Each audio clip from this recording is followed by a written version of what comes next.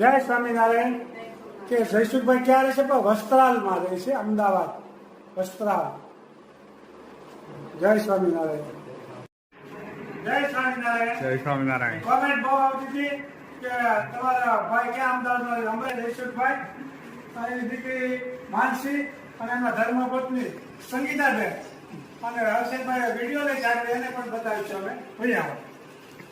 જય સ્વામિનારાયણ. કોમેન્ટ આવતી હતી કે તમારા ભાઈ ક્યાં રહેશે? જો એની દીકરી માનસીબેન, હમણાં ધર્મપત્ની સંગીતાબેન, જો આપ જોઈ શકો છો. ખૂબ સરસ અભ્યાસમાં ખૂબ આગળ છે અને કોમ્પ્યુટર એન્જિનિયર છે બેનભાઈ બે. ખૂબ સરસ અભ્યાસ કરી રહ્યા છે, આપ જોઈ શકો છો. જય સ્વામી. હું તો ટેપા જ ભાંગું છું, છતાંય હાલે છે ગાડી અમારી. આવજો માનસી. હર્ષલ જય સ્વામિનારાયણ. આવજો. જય સ્વામિનારાયણ. જય સ્વામિનારાયણ. આવજો. જય સ્વામિનારાયણ. હા હારું. જય સ્વામિનારાયણ. ફરે આવી ગયા છે.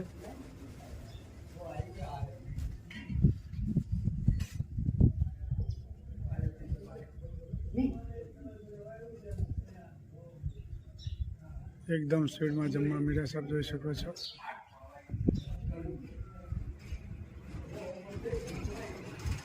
એકદમ મોટી સંખ્યામાં આવી ગયા છે પારેવા.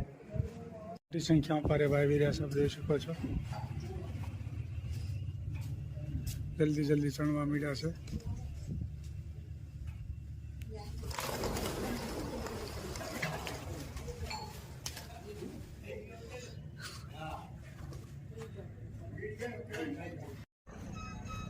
જય સ્વામી. જો કષ્ટભંજન દેવનું મંદિર છે. ગોપાળાનંદ સ્વામીએ પધરાવેલી મૂર્તિ છે. જેમ સારંગપુરમાં હનુમાનજી મહારાજની મૂર્તિ પધરાવી હતી ગોપાળાનંદ સ્વામીએ, તેમ અહીંયા પણ ગોપાળાનંદ સ્વામીએ જ હનુમાનજી મહારાજની મૂર્તિ પધરાવેલી છે.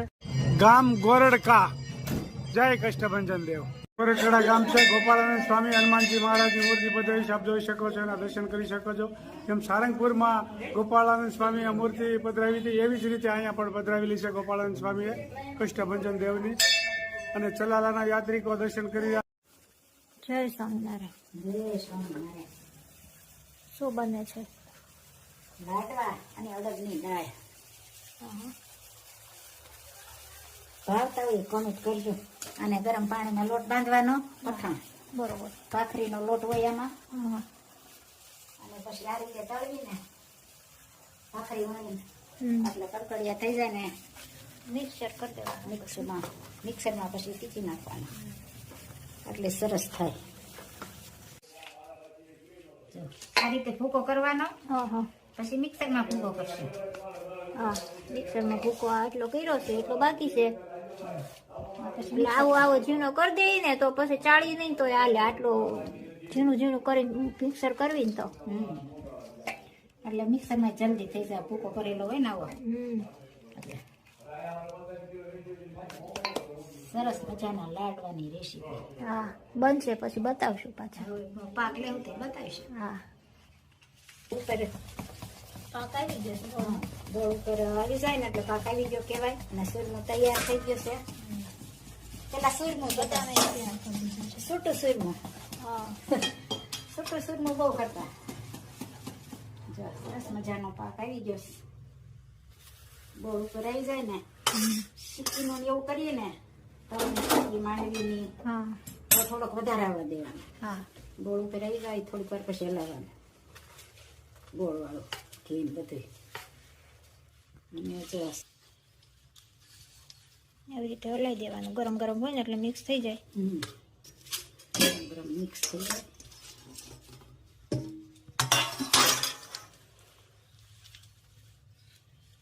ચૂરમાના લાડવું ગોળવાળા ભાવતા હોય કોમેન્ટ કરજો. હા.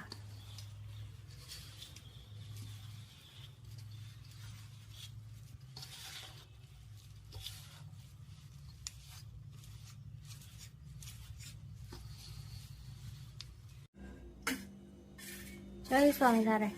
જય સ્વામિનારાયણ. અડદની દાળ, બાજરાના રોટલા. બરોબર. આ રોટલા બનીને રેડી થઈ ગયા છે. રોટલા બનીને રેડી થઈ ગયા છે. આ દાળ બફાઈ ગઈ છે. દાળ બફાઈ ગઈ છે. એમાં હળદર અને છાશ નાખવાના. હા, એટલે કલર સારો આવે. કલર સારો આવે.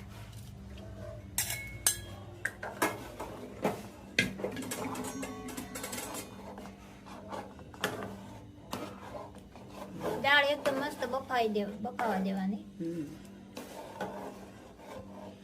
અડદની દાળ અને બાજરાના રોટલા, ચટણી.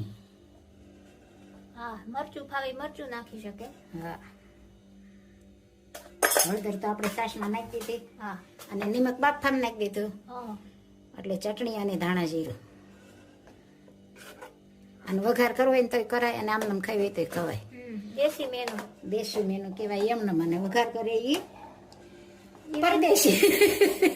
એ એ પરદેશી થોડુંક અત્યારે જમાના પ્રમાણે લેટેસ્ટ મેનુ થઈ જાય. લેટેસ્ટ મેનુ થઈ જાય. અત્યારે હું સાદું લાગે ને એટલે બધા લોકો વઘાર કરે. આ સાદું કહેવાય. પેલા તો આવી જ કરતા. રેડી થઈ ગયું છે દાળ ને રોટલા. દાળના રોટલા ભાવતા હોય કોમેન્ટ કરજો. જીવ તું રટણ કરી લે રાજે શ્યામન, જીવ તું કરી લે ને હરી સાથે હેત, અવશ્ય રયાવો નહીં આવી.